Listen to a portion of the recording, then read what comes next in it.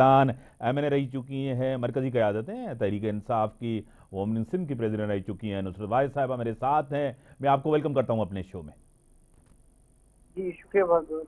आज अफसोसनाक जिस तरह आपको पता है कि दहशतगर्दी में मासूम लोगों को जिस तरह कत्ल किया गया है, शहीद किया गया है, आपके सामने हैं।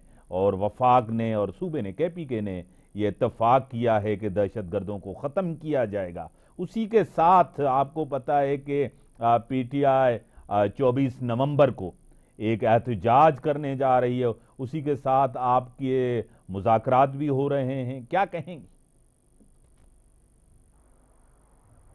देखिए बिस्मिल्लाहिर्रहमानिर्रहीम, बहुत शुक्रिया आपका अपने प्रोग्राम में मुझे लेने का। मैं जो सबसे ज़्यादा मुझे तकलीफ होती है ना, वो इस बात पे होती है कि जब ये हुकूमत में आते हैं तो ये आके इसी तरह इनकी धमाके होते हैं, लोगों को मारे जाते हैं, क्या क्या कुछ होता है।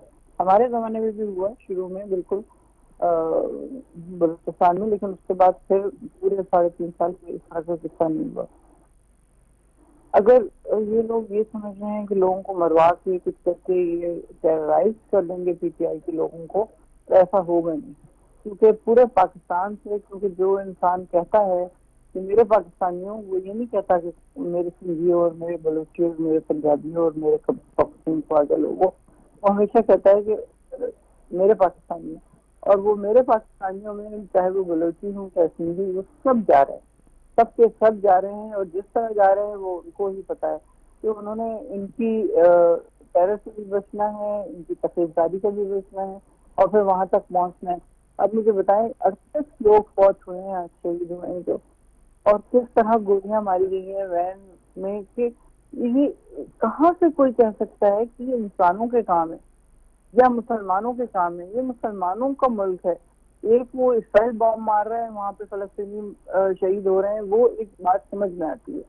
या इंडिया करता है कश्मीरियों को मार रहा होता है, वो बात समझ में आती है। लेकिन अपने ही पाकिस्तानियों को इस तरह मरवाना और इस तरह करना तो बिल्कुल बियॉन्ड, जिसे कहते हैं ना, कॉम्प्रिहेंसिव है ये चीज। मैडम, अभी आप जो 24 तारीख को नवंबर को एहतजाज करने जा रहे हैं, अब जो मौलाना फजल रहमान भी कह रहे हैं कि इसकी टाइमिंग सही नहीं है, मुनासिब वक्त नहीं है। मुनासिब वक्त कौन सा होता है मौलाना फजल कि वो कह रहमान रहे के हैं हिसाब बार से? बार एहतजाज करना, उसका मकसद ही फौत हो जाता है एहतजाज ये करने फाइनल कॉल है, ये फाइनल कॉल है। इस पे हमने इंशाल्लाह जितने बेगुनाह कैदी हैं, डॉक्टर यास्मीन और खान साहब समेत, सबको रिहा करवाने की इनसे करनी है। पहले भी इनके आगे शर्त रखी थी। अब आप देख लें कि अदालत जो है वो रिहा कर दे रही है। और एक ऐसा फेक, पहले खैर सारे ही फेक मुकदमे जो खान साहब के ऊपर हैं, कि जो कमीज खींची तो पुलिस वाले का बटन टूट गया, फिर वो पुलिस की गाड़ी को आग लगा रहे थे लेकिन पुलिस ने बचा लिया और आग नहीं लगी, तो इस उसमें खान साहब जो अंदर है। क्या बात हो गई भाई, समझ ही नहीं आती बिल्कुल। जब अदालत रिहाई का कह चुकी है तो आप रिहा कर दो। आप रिहा कर दोगे, लोग बिल्कुल आराम से बैठ जाएंगे, कोई उनके अंदर वो चीज नहीं होगी, क्योंकि वो शख्स बेगुनाह बैठा हुआ है वहां पे। उसका कसूर क्या है? ये बाकी लोग जितने जेल में हैं, और सारे के सारे आई थिंक बियॉन्ड 80 वाली एज है सबकी। लेकिन जिस तरह Umar Cheema was very young when he went to jail. और अब आप देखें तो लगता है जैसे 84 ईयर्स का या 85 ईयर्स का कोई बंदा है, उसका एक हाथ काम नहीं करता, व्हील चेयर पे वो आ गया है। तो ये कुछ करते रहेंगे ये लोग इस तरह। नुसरत भाई साहब, आप एक सीनियर रहनुमा हैं तहरीक इंसाफ की।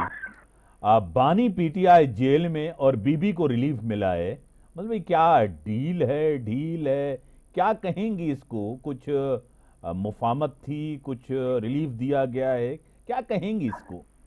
भाई उस औरत का कसूर क्या था मुझे बताएं। वो बेचारी बेगम साहिबा जो है, वो उनका सियासत से दूर दूर तक कोई ताल्लुक नहीं था। अब वो ये अगर इसकी अब्दुल कादिर जिलानी के नाम पे जो यूनिवर्सिटी बनी है, अगर उसकी वो देखभाल करने के लिए है, वो सिर्फ ये जज करने के लिए है कि काम सही हो रहा है या नहीं हो रहा, और इसमें जो तोशा खाना के उसमें है, तो वो तो खान साहब वैसे ही 50% कर चुके थे। इन लोगों ने तो 20% पे ये गाड़ियां उड़ा के ले गए, कोई किसी ने नहीं पूछा, आज तक नहीं पूछा। और वो आदमी तो 50% पे करके लेके जा रहा है, और उसकी कीमत जो है वो कसम वाले और दूसरे लोग तय कर रहे हैं। वजीर आजम जाके दुकान में खड़ा होकर कहेगा कि पूछो इसकी कीमत क्या है, इसकी कीमत क्या नहीं है। इतनी अजीबो गरीब चीजें हैं। अब बीवी को रिहा करना लाजमी था, क्योंकि उनका अब कल जिस तरह जज ने कहा, उसने कहा कि उसको बेगम साहिबा को मुनाफा हुआ तो खान साहब को हुआ। उनका खान साहब को किस तरह हो गया, उनका बीवी को होगा तो शौहर को होगा। वाह वाह वाह भाई, मेरी बीवी की चीजों से मुझे क्या फायदा हो रहा है, खान साहब को कैसे फायदा होगा इससे। इस किस्म की बेकार बातें कर करके इन लोगों ने 1.5 साल गुजार दिया है। अंधेरी कोठरी में वो आदमी जिंदगी गुजार रहा है। इन लोगों को शर्म नहीं आ रही। ये मतलब ये वो होगा जो हजरत मूसा ने फिरौन के साथ किया था ना, अल्लाह ने किया था फिरौन के साथ, तो ये इनके साथ भी होगा। देखिएगा ये कितनी अपनी मौत को तरसेंगे और इनको मौत नहीं आएगी।